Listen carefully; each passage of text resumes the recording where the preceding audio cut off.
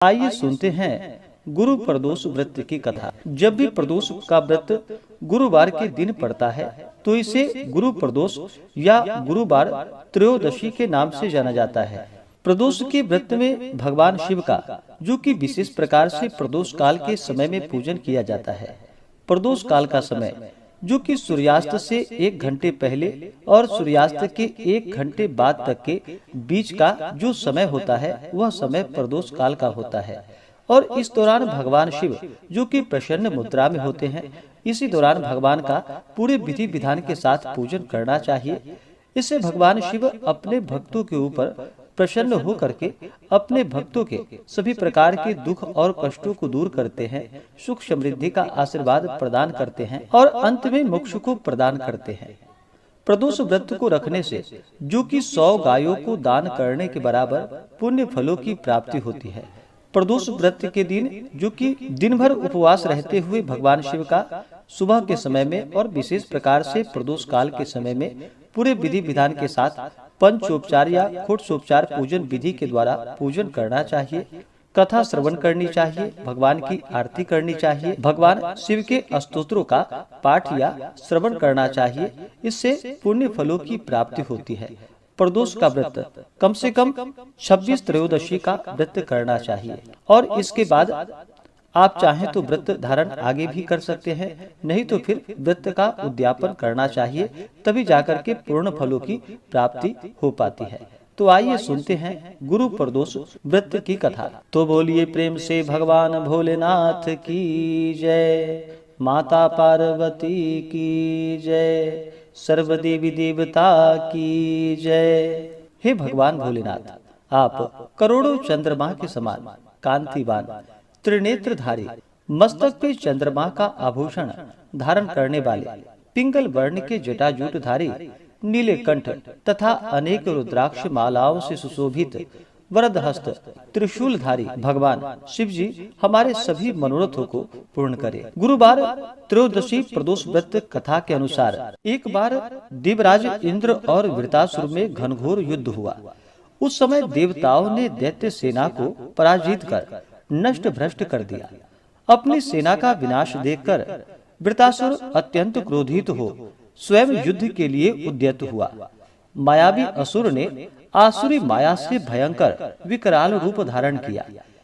इसके स्वरूप को देखकर इंद्रादिक सब देवताओं ने इंद्र के परामर्श से परम गुरु बृहस्पति का आवाहन किया और गुरु बृहस्पति तत्काल आकर कहने लगे कि हे देवेंद्र, अब तुम वृतासुर की कथा ध्यान मग्न होकर सुनो।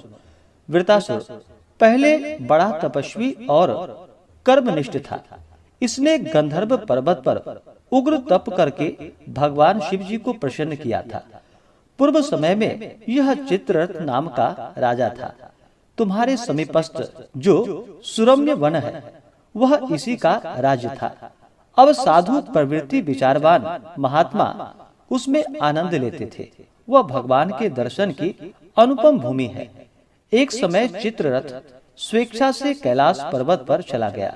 भगवान का स्वरूप और वाम अंग में जगदम्बा को विराजमान देख चित्ररथ हंस पड़ा और हाथ जोड़कर भगवान शिव जी से बोला कि हे भगवान शिव, हे शिव शंकर, हे प्रभु, हम माया मोहित हों विषयों में फंसे रहने के कारण स्त्रियों के वशीभूत रहते हैं, किंतु देवलोक में ऐसी दृष्टि गोचर नहीं हुआ कि स्त्री का आलिंगन कर कोई सभा में बैठे। चित्ररथ के ऐसे वचन को सुनकर सर्वव्यापी भगवान शंकर हंसकर बोले कि हे राजा, मेरा व्यवहारिक दृष्टिकोण पृथक है। मैंने मृत्युदाता कालकूट का महाविष का पान किया है, फिर तुम साधारण जनों की भांति मेरी हंसी उड़ाते हो। तभी माता पार्वती क्रोधित हो चित्ररथ की ओर देखती हुई कहने लगी कि ओ दुष्ट, तूने सर्वव्यापी महेश्वर के साथ मेरी हंसी उड़ाई है, तुझे अपने कर्मों का फल भोगना ही पड़ेगा। अरे मूर्खराज, तू अति चतुर है, अतएव मैं तुझे ऐसी शिक्षा दूंगी कि तू फिर ऐसी दुस्साहस नहीं करेगा। अब तू दैत्य स्वरूप धारण कर विमान से नीचे गिर जा, मैं तुझे श्राप देती हूँ। जब माता पार्वती जगदम्बा भवानी ने चित्ररथ को श्राप दे दिया तो वह तत्क्षण विमान से नीचे गिर पड़ा, राक्षस योनि को प्राप्त हो गया और प्रख्यात महासुर नाम का प्रसिद्ध हुआ। त्वष्टा नामक ऋषि ने उसे श्रेष्ठ तप से उत्पन्न किया और अब वही वृतासुर ब्रह्मचर्य पूर्वक रहकर शिव भक्ति में लीन है। इस कारण तुम उसे जीत नहीं सकते। अतएव मेरे परामर्श से यह प्रदोष व्रत करो, जिससे महाबलशाली दैत्य पर विजय प्राप्त कर सकोगे। गुरुदेव के वचनों को सुनकर सब देवता प्रसन्न हुए और गुरुवार त्रयोदशी प्रदोष व्रत जो कि विधि विधान से किया एवं राक्षस वृतासुर पर विजय प्राप्त कर लिया। इंद्रदेव सुख पूर्वक रहने लगे।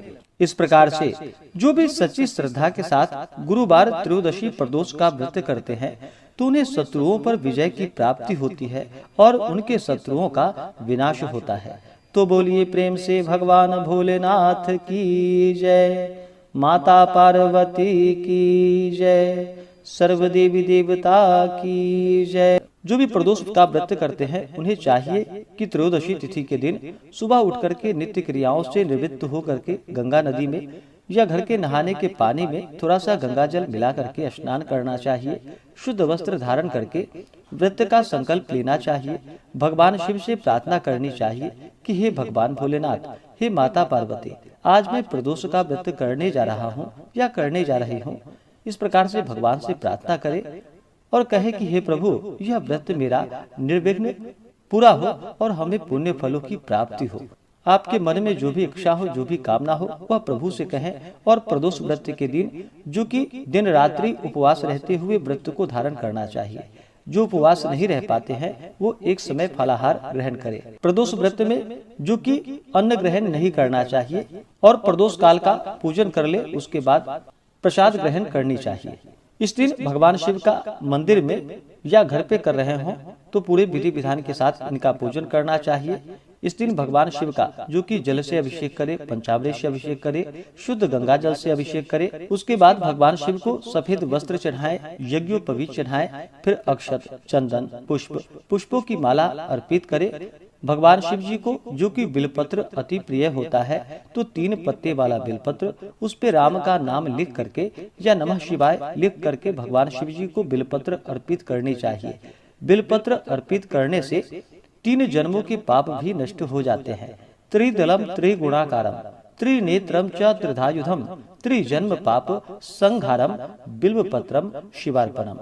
जो भी सच्ची श्रद्धा के साथ भक्ति पूर्वक अगर भगवान शिव को बिलपत्र अर्पित करते हैं तो भगवान शिव उनके 3 जन्मों के पाप का नाश कर देते हैं। तो भगवान शिव जी को बिलपत्र अवश्य चढ़ाएं। फिर शमी पत्र, तुलसी मंजरी भगवान शिव जी को अर्पित करें, भांग धतूरा आदि चढ़ाएं। उसके बाद धूप और दीप दिखाएं, अनेक प्रकार का नैवेद्य अपने श्रद्धा भक्ति भाव के साथ भगवान शिव को अर्पित करे। जल से आचमनी करवाएं।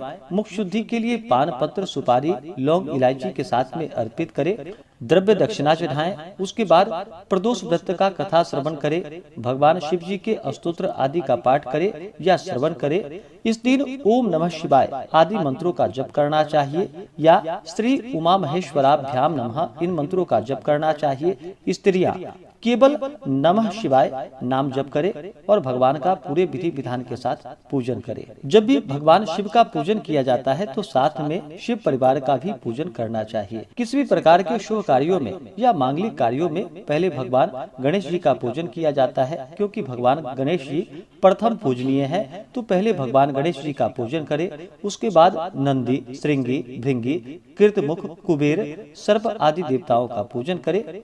उसके बाद फिर भगवान शिव माता पार्वती का पूजन करे तो बड़ा ही पुण्य फलदायी होता है। तो आशा करता हूँ कि यह जानकारी आपको अच्छा लगा हो। ऐसे ही ज्ञानवर्धक जानकारियाँ प्राप्त करने के लिए हमारे इस चैनल पे अगर आप नए हैं तो चैनल को लाल बटन दबा करके सब्सक्राइब करें, साथ में बेल आइकन घंटी को दबाएं ताकि मेरे वीडियो का नोटिफिकेशन आपको समय से मिलता रहे।